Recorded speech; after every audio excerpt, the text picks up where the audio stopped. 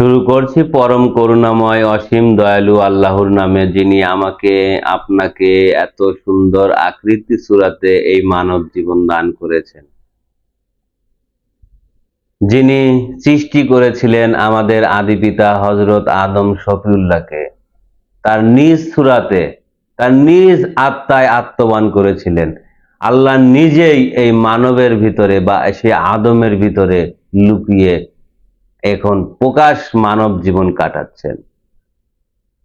লক্ষ কোটি দরুদ ও সালাম সেই রাসূলের উপর, যিনি সমস্ত সৃষ্টিকে এই গর্ভে ধারণ করে, যিনি এই নারীকুলের শ্রেষ্ঠ নারী, যার গর্ভে সকল কিছুকে জমায়েত করা হয়। উপস্থিত দিনী হেদায়েতি ভাই ও বোন এবং বিশ্বের সকল মানুষকেই আমার শান্তির বাণী, আসসালামু আলাইকুম ওয়া রাহমাতুল্লাহ।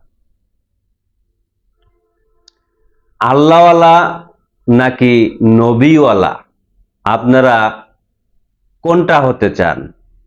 আপনারা কি আল্লাহওয়ালা হবেন নাকি নবীওয়ালা হবেন?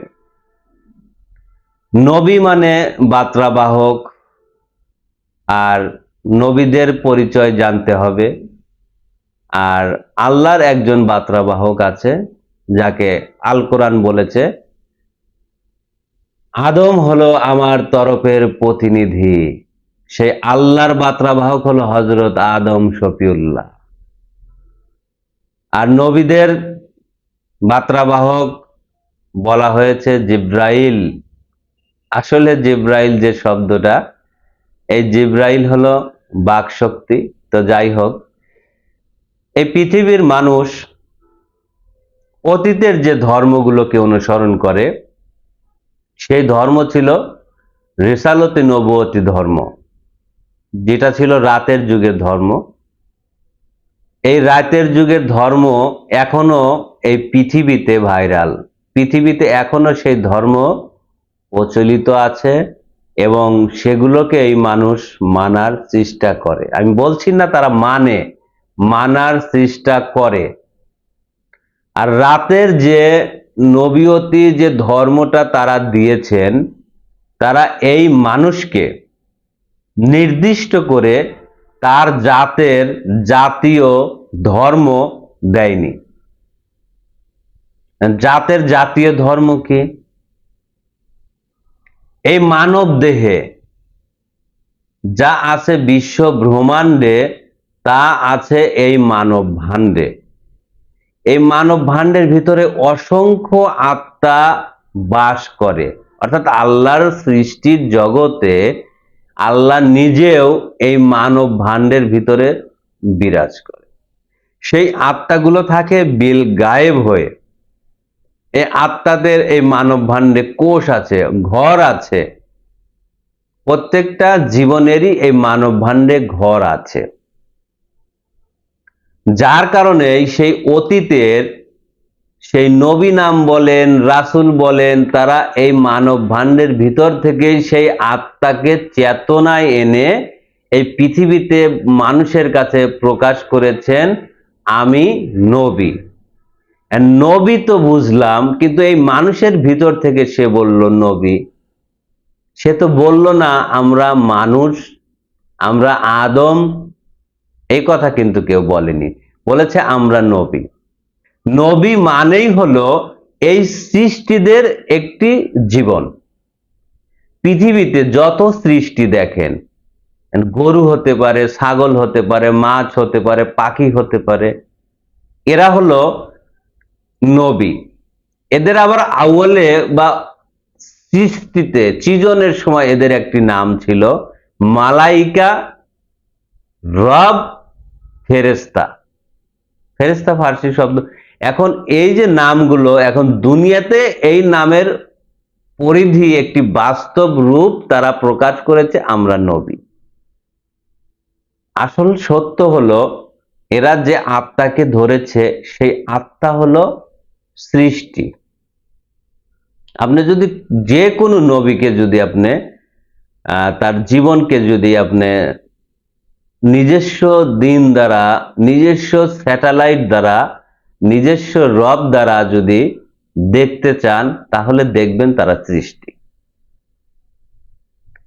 এই সৃষ্টিরাই এখানে নবুয়তি নাম ধারণ করছে, কিন্তু এই মানুষকে, ধরেন একটি সৃষ্টি জাতের নবী, গরু জাতের নবী, এই মানুষকে গরু হওয়ার ধর্ম দেয়নি। যখন এই মানুষকে গরু হওয়ার বা সেই জাতের নখ ধরার ধর্ম দিত, তখনই এই মানুষ সেই সত্যটা জানতে পারত। কি ব্যাপার, আমি এখানে মানুষ সুরতে আছি, কিন্তু আমি যে স্থায়ী জীবনে যাচ্ছি সেই জীবনটা একটি গরুর সুরাত, একটি বানরের সুরাত, একটি মাছের সুরাত, একটি পাখির সুরাত। সে সত্যটা জানতে পারত, তার ওই জীবনের সেই নূর দ্বারা সে দেখতে পারত, তার রব দ্বারা সে কথা বলতে পারত। তখনই সেই নবীদের জাতি উদ্ধার হতো। কিন্তু তারা নিজেরা সেই জীবনের উপর কায়মিত্ব করে পৃথিবী থেকে বিদায় নিছে, আর মানুষকে ধর্ম দিছে শুধু ভয় ভীতি দেখানোর জন্য।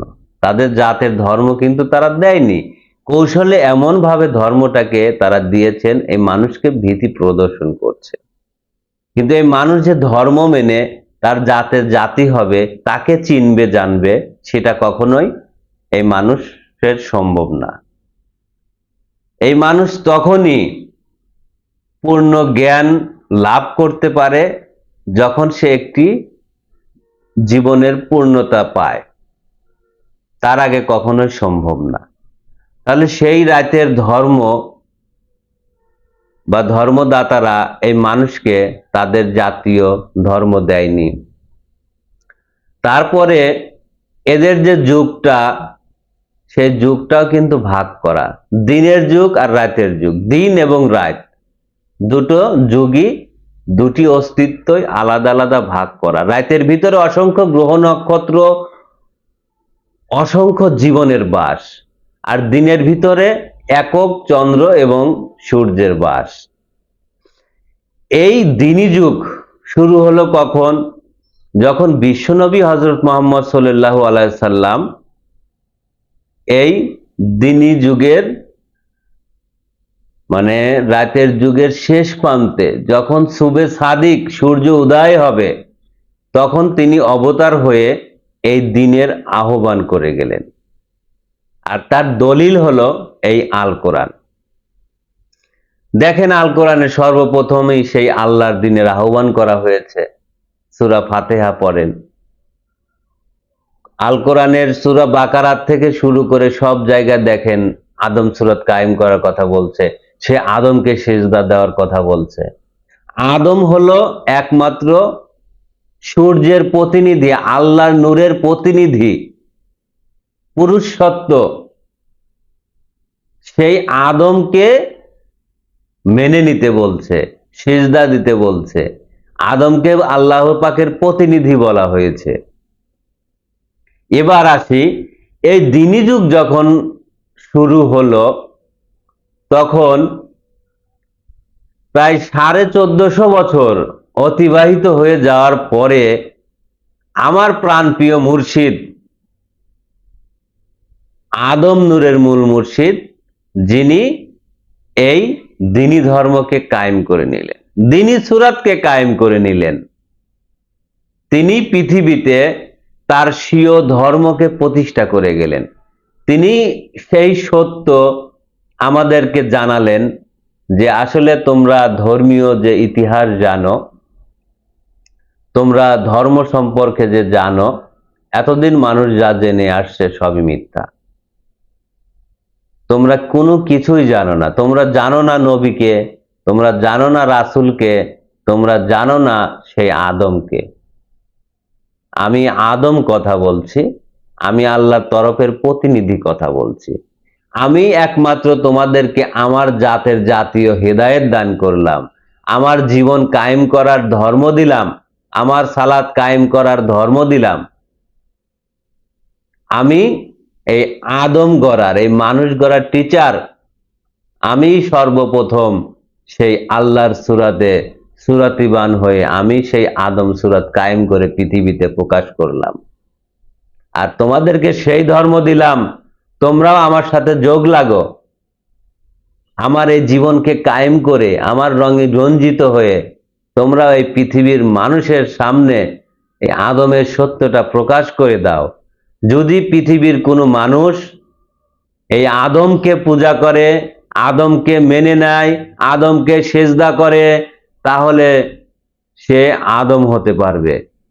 আর যদি কেউ সেই নবীকে পূজা করে, নবীর গুণগান গায়, নবীর কলেমা পড়ে, তাহলে সে যদি পারে নবীর জাতের জাতি হওয়ার জন্য যাক। কিন্তু তোমরা তোমাদের সত্যকে প্রতিষ্ঠা করো, তোমরা তোমাদের ধর্মকে প্রকাশ করো, পরিচয় দাও। যদি এই বনি মানুষের কানে পৌঁছায়, যদি কেউ আদম হতে চায়, আল্লাহর সাথে সম্পর্ক স্থাপন করতে চায়, জান্নাতি জীবন লাভ করতে চায়, তাহলে তারা তোমাদের কাছেই আসবে। তারা কখনোই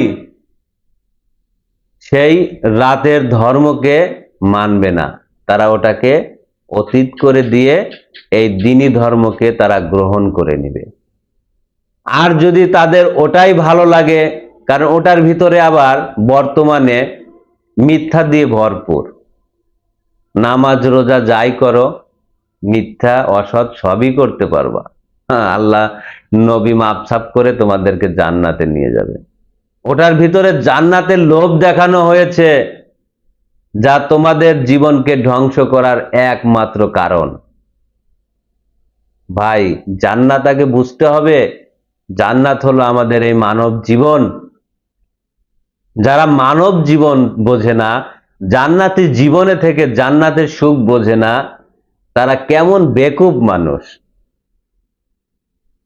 তাই যদি কেউ আদম হতে চায়, আদম কালেমাকে স্বীকার করতে হবে, আদমকে সিজদা দিতে হবে, আদমকে মেনে নিতে হবে। আদম যাহা বলবে, যেভাবে বলবে, সেই কর্মের ভিতর দিয়ে যদি আপনি নিজেকে মুক্ত করতে পারেন, অবশ্যই আদম হতে পারবেন। আপনার অন্তরে সেই একমাত্র সেই আদমের সেই ছবি, আদমের সালাতকেই স্থাপন করতে হবে যদি আদম হতে চান।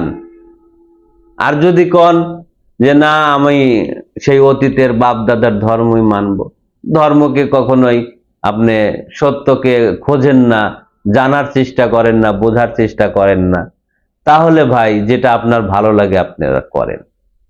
কিন্তু মূল সত্য এটাই যে যদি আমরা মানুষ হতে চাই, তাহলে আমাদেরকে মানব গুরুকেই পূজা করতে হবে। নবী পূজা করে কখনোই মানুষ হওয়া যায় না ভাই, এটাই মহাসত্য। মানুষ হতে গেলে মানুষকেই পূজা করতে হয়, মানুষের আরাধনাই করতে হয়, ইবাদত করতে হয়।